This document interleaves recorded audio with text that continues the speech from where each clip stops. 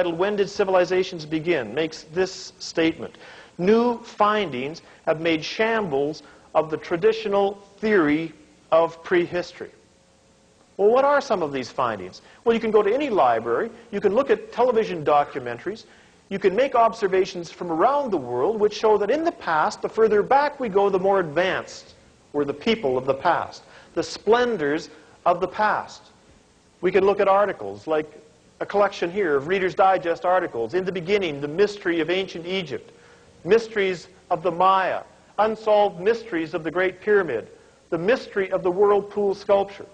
Or we can look at a series of books: "Megaliths and Their Mysteries," "Mysterious Britain," or "Mysteries of the Ancient World," "The Mysterious Maya," or "Mysteries of the Past," or another example, "The World's Last Mysteries." Why is that word, mystery, used over and over again? It's because we cannot explain, we cannot understand what these people of the past were doing from a conventional perspective. It does not line up with the evolutionary worldview that the further back you go in time, the more primitive man should be.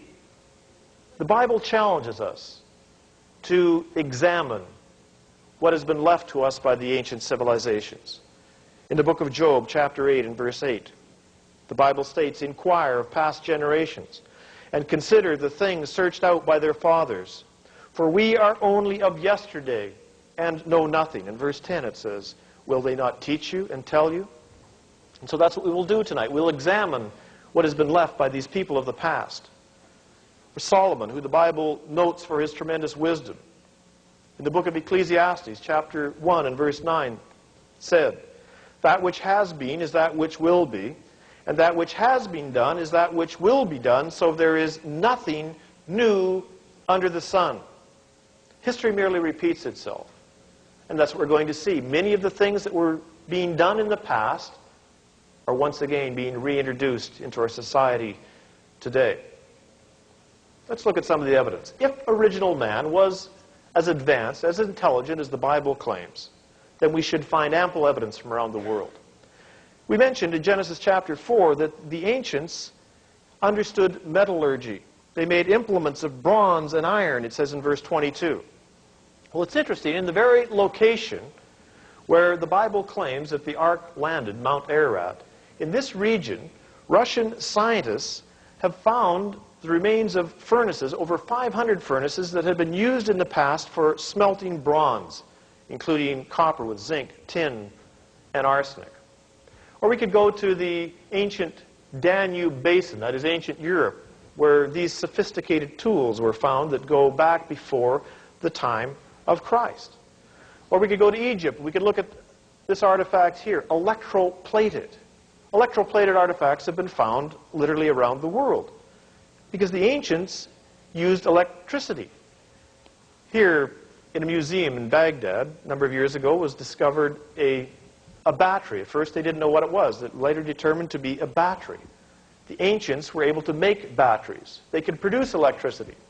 This particular article here from the Forgotten Ages Journal tells about some of the artifacts found around the world which have been electroplated. It tells about belt buckles in China, which were made of 5% manganese, 10% copper, and 85% aluminum. Aluminum? The ancients understood how to extract aluminum from bauxite ore. That takes temperatures in excess of 1,000 degrees plus electrolysis. Well, it appears that the ancients could generate extremely high temperatures. This article here from the World's Last Mysteries indicates that some of the Celtic forts appear to have been literally vitrified, that is, stone turned into glass, by temperatures exceeding 1,300 degrees Celsius. Or this article here mentions in China some swords that have been found dating back 2,200 years ago that are made of 13 metals that have been alloyed together. Yes, the ancients did understand metallurgy. There's also evidence which indicates that the people of the past were able to travel extensively. They were not just limited to certain areas. They could literally travel the globe. For example, we could look at this book here called American BC, Ancient Settlers in the New World by Barry Fell. He has discovered a number of artifacts in North America which can be traced to various civilizations in the Eastern world, from the ancient Celts, Iberians, Libyans, and Egyptians. This stone that was found in 1874 in Iowa contained Libyan, Iberian, and Egyptian inscriptions. Or this particular chart here compares Egyptian hieroglyphics with Micmac Indian writing, that is a tribe of Indians on the east coast of the United States. And many of the words are absolutely identical, and others are very similar, indicating that there's been some influence of the ancient Egyptians with the Indians in this part of the world. Or we could look at this article here, Who Really Discovered America, Reader's Digest. The leading paragraph states, startling evidence indicates that the American continents drew many early visitors, including some more than 2,000 years before Columbus. And it tells that in Rio de Janeiro, a number of stones were found with inscriptions which literally were given the date of 531 BC, which describe the Sidonians traveling to this part of the world. And it mentions the story of seafarers from the Mediterranean city of Sidon landing in South America 2,023 years before Columbus is not science fiction. It is sober scientific fact. So the ancients could travel. Or we have the Piri-Reis map, which was drawn in 1513 but reconstructed from older maps that were in existence. It shows the land coastline of the Antarctic, which we didn't discover because it's covered in ice, didn't map until 1952 by modern technological means. Or, of course, the great Polynesians of the past, who constructed vessels that were capable of traversing the entire Pacific Ocean by the time of Christ. You see, the ancients had the ability to literally travel around the world. Let's take a quick trip around the ancient world to look at various civilizations, just to once again get a glimpse of what was going on in the past. First of all, to the ancient Minoan civilization on the island of Crete.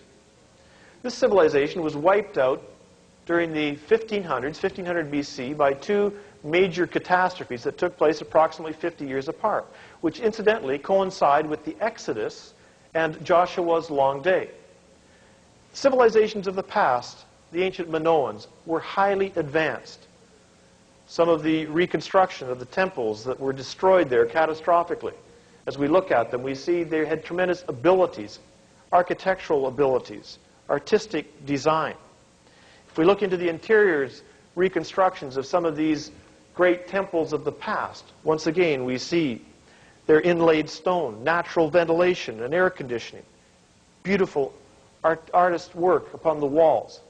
If we look at this particular one in a more close-up scale of the ceiling, we see the presence of the swastika, which was used as part of the decor at this time of history. And of course, we know that the swastika was associated with Hitler, who was associated with the occult. And many of the symbols of the past associated with occultism, we see have been brought back into our modern history, and as we'll see, are being brought back today as part of what we call the New Age movement.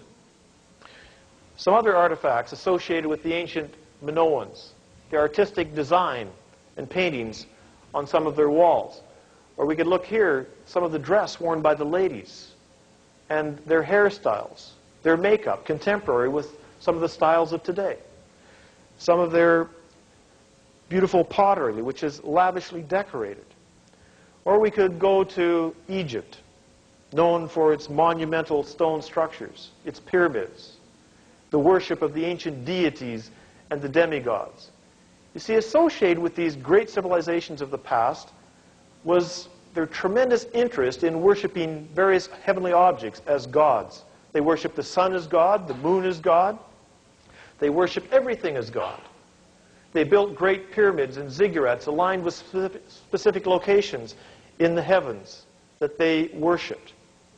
We could look at this location here in ancient Egypt, the temple of Abu-Simbel, which was carved out of rock. It had to be relocated when the Aswan Dam was built several decades ago. But in order to do so, modern technology had to carve these great, huge carvings into 20-ton blocks in order to move them. Well, the ancients were able to move stones that weighed many more times than 20 tons. We could look at King Tut's tomb, his sarcophagus, made of gold and precious stones, or some of the jewelry associated with King Tut.